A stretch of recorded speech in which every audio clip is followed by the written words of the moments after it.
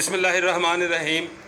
सजनों ते बेलियो, इस वेले मेरे नाल शहर फैसलाबाद की बजुर्ग शख्सियत, बजुर्ग शायर अदीब तो मेरे वास्ते बहुत ही काबिल एहतराम मेरे चाचा जी जनाब हातम पट्टी साहब बैठे ने, जिन्हां दा चंग भवाने बाज़ार के हैलो बुक शामा बुक स्टाल अज भी सानू याद आ। अदीबां शायरां दा मरकज़ सी, जिथे हर वेले चाह का लंगर चलता रहिंदा सी और मैं नहीं समझदा कोई बंदा उत्थे आया होवे और चाह तो बगैर चला गया होवे।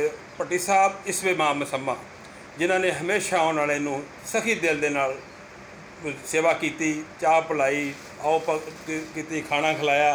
बड़े शहरों के लोग आते होंगे सन इन्हां कोल, ते अज साडे नाल बैठे ने। 6 सितंबर का दिन आ ते असीं इन्हां कोल कलाम सुनांगे 6 सितंबर के शोहदा नूं सलामे अकीदत ते उस वाक़िया नूं बयान करदे हां।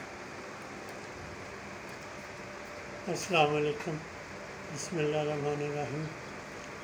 6 सितंबर दीयां गल्लां सारे करते हैं, असी वो मंजर अखी देखे आ। कोशिश करांगा कि उन्हां चों एक दो तस्वीरां तुहानूं दिखा सकां। छाया सी नेरा कहर दा, वेला सी पिछले पैर दा। छाया सी नेरा कहर दा, वेला सी पिछले पैर दा। सुता होया अनभोल सी हर गभरू मेरे शहर दा। चुप सारी कायनात सी रहिंदी अजे कुछ रात सी। चुप सारी कायनात सी रहिंदी अजे कुछ रात सी।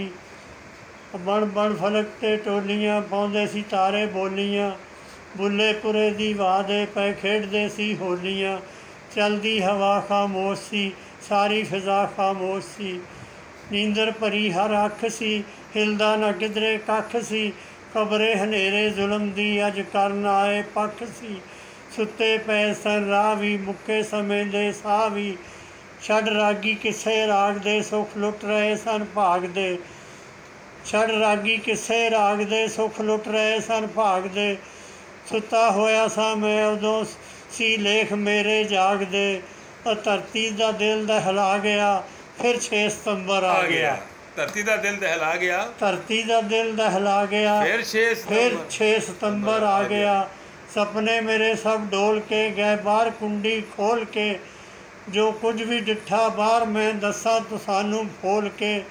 अजे ने तलिसम तोड़िया, गैरत नूं सी झंझोड़िया। जिने तलिसम तोड़िया, गैरत नूं सी झंझोड़िया। सुती पई तकदीर सी, जागण दी ये तदबीर सी।